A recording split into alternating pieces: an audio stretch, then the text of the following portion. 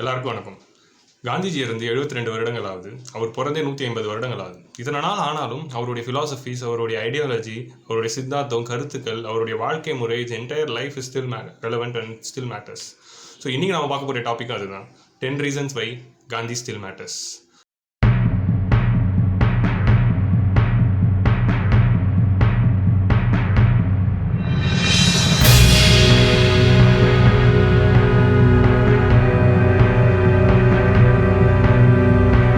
First reason is satyagraha. Gandhi நமக்கு ஒரு ஆயுதம் கொடுத்துருக்காரு. ஒரு அநீதியையும் அநியாயத்தையும் எதிர்த்து போராடக்கூடிய ஒரு ஆயுதம். அதுதான் அஹிம்சை முறை, சத்தியாகிரக முறை. அறவழியில் அஹிம்சை முறையில் போராடக்கூடிய ஒரு வழிமுறை. நம்ம ஆயுதம் ஏந்தி போராடினா we will be seeing bloodshed and blood losses. அதே மாதிரி we are losing our moral legitimacy to fight. ஆனால் அதுவே நம்ம நான் வயலண்ட் மெத்தடில் அஹிம்சையிலையும் அறவழியிலையும் போராடுறப்போ என்ன ஆயிடுது, நம்ம சைடில் இருக்கிற மொராலிட்டி அப்படியே இருக்குது. நம்ம யாரை எதிர்த்து போராடுறோமோ அவங்களுடைய மொராலிட்டி கேள்விக்குறியாகுது. ஸோ இந்த மாதிரி ஒரு முறை இருக்கிறதுனால நம்ம எந்த ஒரு போராட்டத்துக்காகவும் எந்த ஒரு விஷயத்துக்காகவும் நம்ம இதை போராடலாம். அட் த சேம் டைம் நம்ம சைடில் இருக்க மொராலிட்டியும் நம்ம லூஸ் பண்ண வேண்டியதில்லை. இந்த மெத்தடாலஜி காந்திஜி தான் கண்டுபிடிச்சாருன்னு சொல்ல வரல. காந்திஜிக்கு முன்னாடியே நிறைய பேர் அந்த மெத்தடாலஜி ஃபாலோ பண்ணிட்டு இருந்தாங்க. But Gandhi for the first time implemented that in mass scale. He took this to masses and he showed that it can be successfully implemented in the entire nation.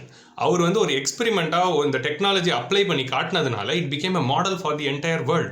Not only we are using this methodology to fight against the injustice, it inspired Martin Luther King Jr. to fight against racism in USA. It inspired Nelson Mandela to fight against the apartheid movement in South Africa. It inspired Aung San Suu Kyi in Myanmar. And not only that, till today, even the Greta Thunberg, the 16-year-old teenager who is fighting against the climate change, is still using the same ahimsa and satyagraha to fight against the nations in support of climate change. இந்த மாதிரி அஹிம்சை சத்தியாகிரக முறை it's a universal method which everyone can follow, but still it is effective and it reaches the masses. So that is the first thing. Second reason why Gandhi matters is he loved his country, he loved his culture. He was a patriot, but he was not a jingoist. So patriotனா என்ன, ஜிங்காயிஸ்ட்னா நாங்கள் ரெண்டு words use பண்ணுறேன். பேட்ரியாட்னா என்னதுன்னா என் நாடு எனக்கு பிடிக்கும்னு சொல்கிறது. ஆனால் ஜிங்காயிஸ்ட்னா என்னதுன்னா அடுத்தவனோட நாடு எனக்கு பிடிக்காதுன்னு சொல்கிறது. ஸோ பேட்ரியாட்னா என்னதுன்னா என் நாடு எனக்கு பிடிக்கும், அதே மாதிரி என் கல்ச்சர் எனக்கு பிடிக்கும்னு இருந்தாலும் என் நாட்டிலையும் என் கல்ச்சர்லேயும் ஏதாவது ஒரு தவறுகள் இருந்தால் அந்த தவறை ஒத்துக்கணும். என் நாட்டிலையும் என் கல்ச்சரில் இது தப்பாக இருக்குது, என் நாட்டில் தீண்டாமை தப்பானது, ஜாதியை ஏற்றுத்தாழ்வு தப்பானது, பெண்ணு அடிமையாக வச்சிருக்கிறது தப்பானதுங்கிறது என் கல்ச்சரில் இருக்கிற ஃப்ளாஸுங்கிறது நம்ம ஒத்துக்கணும். நம்ம நேஷனலிஸ்டாக இருக்கோம், பேட்ரியாட்டாக இருக்கோங்கிறதுனால என் கல்ச்சரில் இருக்க பிரச்சனையை நான் ஒத்துக்கவே மாட்டேன்னு சொல்கிறது, that leads to jingoism. So Gandhiji accepted the flaws in his own culture and he preached against this. Gandhiji என்ன சொல்றாரு, உங்களுடைய நேஷனலிசம் எப்படி பில்டாக இருக்கணும், because of love to your nation, not to hatred towards any other nation. The third reason why Gandhi matters is Gandhi was a staunch Hindu. He was a staunch practicing Hindu. அப்படி ஒரு staunch Hinduவா இருந்தாலும் he never preached the concept of recognizing the citizenship based on the religion Hinduism. So Gandhiji அவர் நம்ம nationalism build பண்ணுறப்போ எப்படி build பண்ணுறாருன்னா, இந்த பார்க்கறதுக்கு முன்னாடி நம்ம ஒரு parallel case study போகலாம். When the nationalism was defined in United Kingdom, that is in Britain, how they defined was a citizen of England should be a Protestant, he should speak the language English and he should hate the Catholic French. France நாட்டில் nationalism define பண்ணுறப்போ எப்படி define பண்ணுறாங்கன்னா, he should be a Roman Catholic, he should speak the French language and he should hate the Protestant Britain. So இப்படி தான் nationalism define பண்ணிட்டு இருந்தாங்க. But Gandhiji இந்த மாதிரி ஒரு நேஷனலிஸ்டிக் திங் இந்தியாவுக்கு வந்தால் இந்தியாவுடைய டைவர்சிட்டிக்கு அது ஹார்ம்ஃபுல்லாக இருக்கும். India is a multi diverse nation. So Gandhiji recognised this. Gandhiji never defined the nationalism either based on a religion or on a language or on a hatred to another person. Gandhiji said that you can be an Indian even without becoming a Hindu, even without being a Hindi speaker, even without hating Pakistan. You can be an Indian. So இந்தியாவுடைய multi culture diversity recognise பண்ணி ஒரு Indian version of nationalism Gandhi கொடுத்தார். அதனால தான் இன்னைக்கு we are having multi party democracy and successfully living with the motto of unity and diversity. The fourth reason why Gandhi matters was his ability to allow other religions and other languages and people belonging to other culture in his own life. So he gave space for them. Even though he was deeply rooted in the Gujarati culture, அவர் ஒரு strong குஜராத்தியாக இருந்தாலும் குஜராத்தி கலாச்சாரத்திலே வாழ்ந்திருந்தாலும் மற்ற மொழிக்காரர்களுக்கும் மற்ற இனத்தவர்களுக்கும் அவர் வாழ்க்கையில இடம் கொடுக்குற அந்த தன்மை தான். இதுக்கான உதாரணம் பார்த்தீங்கன்னா, இப்போ அவர் தமிழ்நாட்டுக்கு வந்தப்போ தமிழ் எழுதப்பதை கற்றுக்கிட்டாரு, தமிழில் ஆட்டோகிராஃப் சைன் போட கற்றுக்கிட்டாரு. அதே மாதிரி when he ran his own newspaper in South Africa, South ஆஃப்ரிக்காவில் இந்தியன் ஒப்பீனியன் ஒரு நியூஸ் பேப்பர் நடத்துறாரு. அது ஒரு மொழியில் நடத்தாமல் 4 மொழியில் நடத்துறாரு. அதாவது இங்கிலீஷ், குஜராத்தி, ஹிந்தி அண்ட் தமிழ் 4 மொழியில் இந்தியன் ஒப்பீனியன் சவுத் ஆஃப்ரிக்காவில் அவர் நடத்தியிருக்காரு. ஸோ இந்த மாதிரி மற்ற மொழிகளும் மற்ற இனத்தை சேர்ந்தவர்களும் மற்ற மதங்களை சேர்ந்தவர்களுக்கு இடம் கொடுக்கறது. நேரோ மைண்டடாக லைஃப்பில் இல்லாமல் allowing all the other cultures to enter into his life. அவர் தான் சொன்னார், I'll open my window for all the other culture to enter into my house ன்னு சொல்லியிருப்பாரு. The fifth important reason why Gandhi matters was he was an internationalist in his outlook. அதாவது அவர் வந்து இந்தியனாக இருந்தாலும் இந்திய கல்ச்சரில் ஈடுபாடு கொண்டு இருந்தாலும் அவருடைய சிந்தனைகள் இன்டர்நேஷ்னலிஸ்டாகவும் இருந்தது. He wasn't restricting himself to the richness of his own culture, but also he got inspired from the many other foreign nations and their own cultures. So like for example நம்ம வந்து அவருடைய பர்சனல் லைஃப்லேயே வந்து அவருடைய மென்டர்ஸ்லாம் யாருன்னு பார்த்தீங்கன்னா 3 வேறு மாதிரி ஆட்கள் தான் அவருடைய ரோல் மாடலாகவும் அவருடைய மென்டர்ஸாக வந்திருக்காங்க. Like for example Raichand bhai who was a Jain philosopher who belonged to another religion of than what Gandhi belongs to. ஒரு ஜெயின் ஃபிலாசபர் கிட்ட இருந்து he learned about the ahimsa, he learned about the non-violent methods and brahmacharya. He was from another religion, and his second important mentor who taught Gandhi about the caste inequalities in India was Gokhale, who was an Indian but not a Gujarati. He was a Marathi from another language. The third important mentor in Gandhi's life was Leo Tolstoy, who was a Russian he never met. They spoke only with their letters, and Gandhi read the books of Leo Tolstoy, but still he considered him as one of the important mentor. So the mentors of Gandhi were from various fields. World wide எடுத்து பார்த்தீங்கன்னா நிறைய inspiring personalities இருக்காங்க. எல்லாருக்கிட்ட இருந்து இருக்க நல்ல விஷயங்களை நாமளும் inspire ஆகிக்கலாம். So நம்மளுடைய அவுட்லுக்கு இன்டர்நேஷ்னலிஸ்டிக்காக மாற்றிக்கலாம். யாதும் ஊரே யாவரும் கேளிருங்கிற அந்த கோட்பாடுக்குள்ளே கொண்டு வரலாங்கிற அந்த யூனிவர்சலிசம் இன்டர்நேஷ்னலிசம் தான் வந்து காந்தியோட 5th இம்பார்ட்டன்ட் ட்ரீட். இந்த யாதும் ஊரே யாவரும் கேளிருங்கிற இந்த கோட்பாடுக்கு ஏற்ற மாதிரி அவர் வந்து ஒரு கருத்தை சொல்லியிருப்பாரு. அதாவது oppose the action not the person. இந்த கருத்தை வந்து சொல்லியிருப்பார். அதாவது நம்ம வந்து பிரிட்டிஷோடைய அரசாங்க முறையை தான் நம்ம எதிர்க்கிறோமே தவிர ஒரு பிரிட்டிஷ் மேனை நம்ம எதிர்க்கக்கூடாது. ஒரு ஆங்கிலேயன் அந்த இண்டிவிஜுவலை நம்ம எதிர்க்கக்கூடாது. அவன் மேலே நம்ம ஹேட்ரட் கொண்டு வரக்கூடாது. அவனுடைய நடவடிக்கைகள் மேலே தான் ஹேட்ரட் கொண்டு வரணும். So you have to oppose the action but not the person. So இந்த கோட்பாடு வந்து எவ்வளோ உன்னதமானதுன்னு யோசிச்சு பாருங்க. இப்போ நம்ம உலகம் ஃபுல்லாக ஹேட்ரட் பரவிட்டு இருக்கு, உலகம் பூரா வந்து வஞ்சனைகள் பரவிட்டு இருக்கு. இந்த மாதிரி காலகட்டத்தில் நம்ம ஒருத்தர் தவறு செஞ்சாருன்னா அவர் செஞ்ச தவறை தான் சுட்டி காட்டி அதை தான் நம்ம எதிர்த்து பேசணுமே தவிர அந்த இண்டிவிஜுவலுக்கு அகேன்ஸ்டாக நம்ம பேசக்கூடாது. இந்த மகத்துவமான அந்த கருத்தை வந்து காந்தி சொல்றாரு. So the 6th important reason why Gandhi matters was his philosophies regarding environmentalism. He spoke environmentalism even before it was very cool. 100 வருஷத்துக்கு முன்னாடி, அதாவது 90 இயர்ஸ் முன்னாடி 1928ல ஒரு ஆர்டிக்கல் எழுதியிருக்காரு. இப்போ ஐரோப்பிய நாடுகள் if they continue to follow this industrialization path which they are following now, it will lead to a planetary disaster. அதோட டெஸ்டிமோனியா, அதோட ஒரு எக்ஸாம்பிளாக நம்ம இப்போ வாழ்ந்துகிட்டு இருக்கோம். நம்ம அந்த இண்டஸ்ட்ரியலைசேஷனை ஃபாலோ பண்ணதுனால இந்த என்வரான்மெண்டல் டிஸ்ட்ரெஸ் எப்படி ஆயிருக்குங்கிறத நம்ம இப்போ ஃபீல் பண்ணிக்கிட்டு இருக்கோம். அவரோட ஒரு கோட் இருக்கும், this world is having everything for everyone's need but not for single person's greed. இந்த கோட் வந்து என்வரான்மெண்டலிசத்தோட ஒரு அடிப்படை ஃபிலாசபியாக வந்து he has spoken.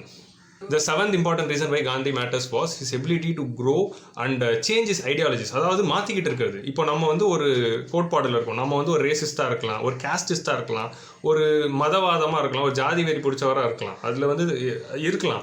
பட் அது தப்பு, அது வந்து மாற்றிக்கணும்னு ஒருத்தர் நமக்கு உணர்த்துறப்போ அதை அண்டர்ஸ்டாண்ட் பண்ணிட்டு, ஆமாம் நான் மதவாதியாக இருக்கிற தப்பு, நான் ஜாதிவாதியாக இருக்கிற தப்பு, நான் அதை மாற்றிக்கணும்னு மாற்றிக்கிறோம் இல்லையா, அந்த மாற்றிக்கக்கூடிய தன்மை. So Gandhiji through out his career he evolved. He corrected his own mistakes. நம்ம கிட்ட இருக்க மிஸ்டேக் அக்செப்ட் பண்ணிக்கிட்டு நம்ம அதை கரெக்ட் பண்ணிக்கிற அந்த குணம். For example, Gandhi was a racist. காந்திக்கு வந்து ஆப்பிரிக்கர்கள், கருப்பினத்தை சார்ந்தவர்கள் எல்லாம் தன்னை விட தாழ்ந்தவர்கள்னு நினைச்சுக்கிட்டு அந்த மைண்ட் செட்டில் தான் சவுத் ஆஃப்ரிக்காவுக்கு போறாரு. He was a racist. அதனால தான் இப்போ ரீசெண்டாக காந்தி ஒரு ரேசிஸ்ட்னு ஒரு சில ஆப்பிரிக்காவில் ஒரு சில நாட்டில் அவரோட சிலை இருக்கக்கூடாதுன்னு ஆப்பிரிக்க மக்கள் போராடினாங்க. He was a racist. He was a casteist. நீங்கள் பார்த்தீங்கன்னா ஆரம்ப காலகட்டத்தில் அவர் வந்து இந்த கேஸ்டிசம் வர்ணாசிரம தர்மம்லாம் தேவைங்கிற மாதிரி ஒரு ஐடியாவில் தான் இருந்திருக்காரு. அம்பேத்கருக்கு அவருக்கும் அதனால நிறைய ரைவல்ரிஸ் போயிட்டு இருந்தது, நிறைய டிபேட்ஸ் போயிட்டு இருக்கும். தேவர் ஆப்போனன்ட்ஸ் மாதிரி ரெண்டு பேரும் வந்து they will be arguing regarding this casteism. He was a casteist, he was a racist, but he never died as a racist, he never died as a casteist. He changed his opinion. ஆப்பிரிக்காக்குள்ள போறப்போ அவர் வந்து ரேசிஸ்டா போறாரு. But அங்க ஆப்பிரிக்க மக்கள் கிட்ட பழகின பிறகும், அங்க இருக்கிற லோக்கல் ரியாலிட்டி அண்டர்ஸ்டாண்ட் பண்ண பிறகும் அவர் ரேசிசம்க்கு அகேன்ஸ்டா இந்தியன் ஒப்பீனியன்ல அதே சவுத் ஆப்பிரிக்காலே எழுதுறாரு ஆர்டிகல். நான் ரேசிஸ்டா இருந்தேன், இப்போ மாறிட்டேங்கிறது எழுதுறாரு. நான் வந்து ஒரு கேஸ்டிஸ்டா இருந்தேன், ஆனா அம்பேத்கர் கிட்ட நடந்த அந்த ஆர்குமெண்ட்க்கு அப்புறம் நாராயண குருவோடைய கோட்பாடுகளை பார்த்த பிறகு வர்ணாசிரம தர்மமும் அழிக்கப்பட வேண்டும்னு ஒத்துக்கிறாரு. முன்னாடி அவர் எப்படி இருப்பாரு, வர்ணாசிரம தர்மத்தில் இருக்கிற தீண்டாமை தான் தப்பு, ஏற்றத்தாழ்வு தான் தப்பு, வர்ணாசிரம தர்ம முறை வந்து தப்பு இல்லைங்கிற மாதிரி ஒரு கோட்பாடில் இருந்த காந்தி வர்ணாசிரம தர்மமும் ஒழிக்கப்பட வேண்டும்னு அம்பேத்கரோட அந்த கோட்பாடுக்கு கடைசியாக மாறுறாரு. ஸோ அதே மாதிரி வந்து காந்தி வந்து ஒரு மேல் சாவனிஸ்டாக இருந்திருக்காரு. அவரோட ஒய்ஃபுக்கு வந்து நிறைய ஒய்ஃப் கிட்ட டொமஸ்டிக் வயலன்ஸ் கூட பண்ணியிருக்காரு. But later realise that is wrong and he corrected himself. இதை பற்றி எல்லாமே வந்து அவரோட புக்கில் எழுதியிருக்காரு. ஸோ நம்மளுடைய தப்பை ஐடென்டிஃபை பண்ணி அதை சரிப்படுத்திருக்கிறது அந்த குணம், evolving through out this life, அந்த மாதிரி ஒரு evolution was is 7th important reason. 8th important reason why he matters was that he created leaders. He converted all his followers into leaders of their own capacity. இப்போ ஒரு மிக சிறந்த தலைவன் யாருன்னா தான் மட்டும் தலைவனாக இருக்கிறது இல்லை, தனக்கு பின்னாலும் தன்னுடைய ஃபாலோவர்ஸையும் வந்து தலைவர்களாக மாத்திரவன் தான் வந்து ஒரு உண்மையான தலைவன். அப்படி காந்தி வந்து லைக் நிறைய தலைவர்கள் உருவாக்கிறார். லைக் நீங்கள் நேரு, சர்தார் பட்டேல், மௌலானா ஆசாத், ராஜேந்திர பிரசாத் அவர் first president. So then we are having JP Kripalani, JP Narayanan created a revolution in 1976. So இந்த மாதிரி all his followers, Kamaladevi Chattopadhyay, Sarojini Naidu, இவங்க எல்லாரும் காந்தியோட followers and they became leaders of their own capacity. Gandhi ஒரு சிறந்த தலைவனாக மட்டும் இல்லை, நிறைய தலைவர்களையும் உருவாக்கினார். The 9th important reason why Gandhi matters was his willingness to listen to others' point of view, his willingness to debate with his persons who are having opposing views. அதாவது நம்ம வச்சிருக்கிற கருத்தோட அப்போசிங் கருத்து இன்னொருத்தர் கொண்டு வந்தாங்கன்னா அந்த கருத்தையும் கேட்டு தெரிஞ்சுக்கிட்டு அவங்க கிட்ட டெமோக்ராட்டிக்காக விவாதிக்கிறது, கருத்து சுதந்திரம். இந்த கருத்து சுதந்திரங்கிறது காந்தியோட 9th important reason. இந்த காலகட்டத்தில் இப்போ நம்ம வாழ்கிற காலகட்டத்தில் பார்த்தீங்கன்னா என்னோட கருத்துக்கு மாறா இன்னொருத்தர் வேற கருத்து சொன்னாங்கன்னா அவங்கள ஒரு எதிரியாகவும் பார்க்குறாங்க. 2 பேர் வேறு கருத்து வச்சுருந்தா 2 பேர் எனிமீஸ்ன்னு நினச்சிக்கிட்டு இருக்காங்க. விவாதங்கள் எல்லாம் பார்க்குறோம், டிவியில் பார்க்குறோம். இப்போ வந்து நம்ம வேற ஒரு கருத்து சொன்னால் ஆன்டி இண்டியன்னு சொல்லிட்டு இருக்காங்க. ஸோ ஒருத்தர் எதிர்த்து இன்னொருத்தர் ஒரு கருத்து சொல்கிறாருன்னா அந்த கருத்து கேட்கணும், அவர் என்ன சொல்ல வராருங்கிற அவங்களுக்கு லிசன் பண்ணணும். இந்த கருத்து சுதந்திரமும் ability to listen to others point of view, இது வந்து Gandhi throughout his life he was doing.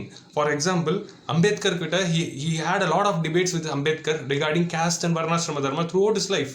Ambedkar வந்து காந்தியோட ஆப்போசிட் வியூஸ் வச்சிருந்தாலும் காந்தி தான் வந்து சுதந்திரம் அடைந்த பிறகு ஃபர்ஸ்ட் கேபினெட்டில் நேருவை கூப்பிட்டு அம்பேத்கரையும் ஒரு மினிஸ்டராக்கு, மேக் ஹிம் த கேபினெட் மினிஸ்டர்னு அவன் சொல்கிறாரு. ஸோ அதே மாதிரி Gandhi had debates with Kamaladevi Chattopadhyay regarding feminism and women ரைட்ஸை பற்றி பேசியிருக்காரு. He had constant debates with Rabindranath Tagore regarding the internationalism and regarding the Indian culture. He had constant debates with Jinnah regarding the partition. இந்த மாதிரி தன்னோட கருத்தை விட opposite கருத்து வச்சிருக்கவங்க கிட்ட இந்த கருத்து விவாதங்கள் காலம் ஃபுல்லாக நடத்தியிருக்காரு. So he was the center point and everyone came to him, discussed and debated with him and went. So அடுத்தவங்களுக்கு கருத்து சுதந்திரம் கொடுக்கறது 9th important reason.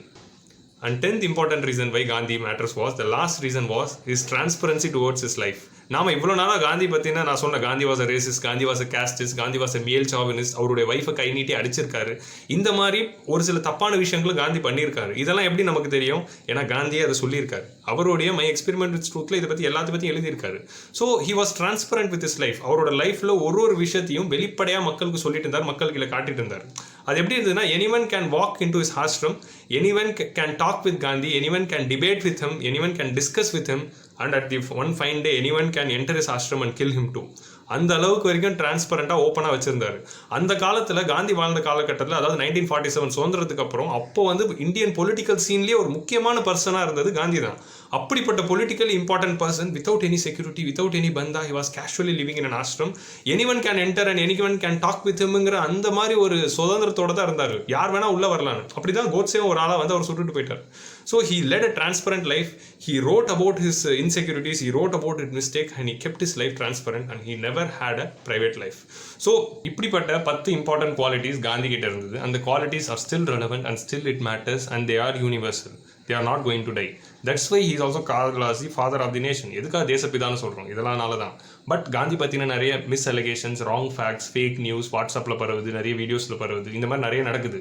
இந்த மாதிரி பரப்புறவங்க, பேசுகிறவங்க எல்லாருமே வந்து யாரும் ஹிஸ்ட்ரி படிக்கிறது இல்லை. ஸோ எது தெரிஞ்சுக்கிட்டாலும் வாட்ஸ்அப்பில் ஒரு மெசேஜை பார்த்துட்டோ ஒரு கருத்துக்களை மாற்றிக்காதீங்க. இப்போ ஹிஸ்ட்ரி படிங்க. ஹிஸ்ட்ரி படித்து ஒருத்தர் பற்றி கிரிட்டிலைஸ் பண்ணுங்கள், அலிகேஷன்ஸ் பாஸ் பண்ணுங்கள். Let us cherish the greatest personality who lived in the 20th century, who is ours. Entire world has accepted the Gandhi's philosophies, and we should also learn this and we should also follow this. Thank you.